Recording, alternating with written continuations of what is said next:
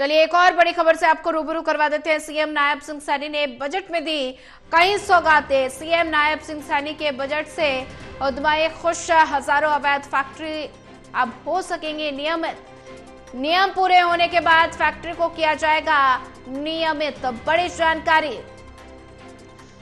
CM Nayab Singh Saini ने budget में दी कई सौगातें।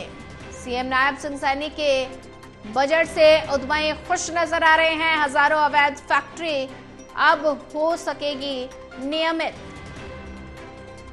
नियम पूरे होने के बाद फैक्ट्री को किया जाएगा नियमित। बड़ी जानकारी। सीएम नायब सिंह सैनी ने बजट में दी कई सौगातें।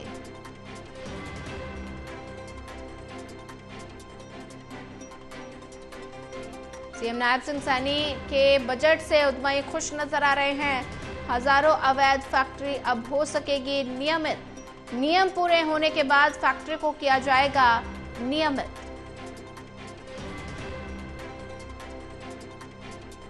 सीएम नायब सिंह सैनी ने बजट में दी कई सौगातें। सीएम नायब सिंह सैनी के बजट से उद्यमी खुश नजर आ रहे हैं। हजारों अवैध फैक्ट्री अब हो सकेगी नियमित।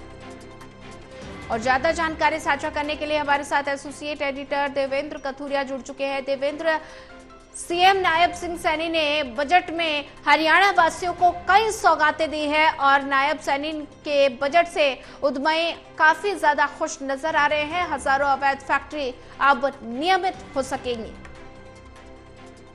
देखिए सोनिया, पानीपत के उद्यमियों को इस बार खुश कर दिया है इस बजट ने, जैसा वो महसूस भी कर रहे हैं। पहले तो मिक्स्ड रिएक्शन होती थी, भी मिली जुली प्रतिक्रिया, लेकिन इस बार उनको लगा कि अच्छा बजट है। 3 घोषणाएं की गई है। पानीपत के उद्यमी जिस समस्या से जूझ रहे थे, पहली तो ये कि क्योंकि पानीपत पुराना शहर है, देश का बंटवारा हुआ, यहाँ मुस्लिम आबादी ज्यादा थी, वो लोग पाकिस्तान चले गए, तो यहाँ की जो इंडस्ट्री है हैंडलूम से रिलेटेड 40-50 साल पहले लोगों ने फैक्ट्रियां लगाई थी। कुछ गलियों में फैक्ट्री है, अनऑर्गेनाइज्ड उस सेक्टर में है, मतलब अनअप्रूव्ड है, जिसको सरकार की कोई परमिशन नहीं है, लेकिन वो नियमित भी नहीं थी। तो उनकी दिक्कत ये थी कि अनअप्रूव्ड फैक्ट्रियां होने के कारण उनको ना तो बैंक लोन देते हैं, ना वो उसको गिरा के दोबारा नक्शा बनवाने की दिक्कत थी। और सबसे बड़ी फायर एनओसी नहीं है। किसी फैक्ट्रियों में रोज आग लगती है तो फायर ब्रिगेड की तरफ से एनओसी नहीं, क्योंकि वहाँ की फायर ब्रिगेड की गाड़ियां नहीं जा सकती जब आग की घटनाएं हो। तो बड़ी समस्या से जूझ रहे थे। बजट में ये प्रावधान किया गया कि जो अनअप्रूव्ड फैक्ट्रीज है उनको नियमित किया जाएगा, लेकिन उनको शर्तों का पालन करना पड़ेगा।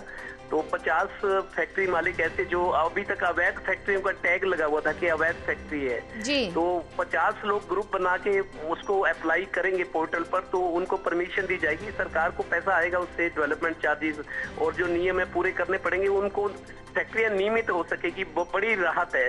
क्योंकि वो अनअप्रूव्ड है तो कोई आदमी खरीद बेचना चाहे तो उसको बेच नहीं सकता, क्योंकि एनओसी चाहिए, एनओसी के बिना रजिस्ट्री नहीं। तो उनके लिए एक बड़ी सौगात है। दूसरा, डोरमेट्री बनाई जाएगी, जैसे दिल्ली की इंडस्ट्री में है कि जिन लोगों के पास जमीन के लिए पैसा नहीं है, उतनी पूंजी नहीं है, लेकिन वो काम करना चाहते हैं, उनको सरकार डोरमेट्री छोटे छोटे प्लॉट विकसित करके देगी। उसमें मतलब बिल्ट अप यूनिट्स बना के देगी सरकार, उनको किराए पर देगी और उनकी देखरेख उसकी खुद इंडस्ट्री के लोग करेंगे, इंडस्ट्रियल एसोसिएशन। और इसके अलावा तीसरी बात यह है कि जो बहुत पुराने सेक्टर हैं, जो हुड्डा ने कभी काटे थे सेक्टर, औद्योगिक सेक्टर है, हुड्डा अथॉरिटी ने जो काटे थे, वो बाद में HSIIDC को ट्रांसफर हो गए थे।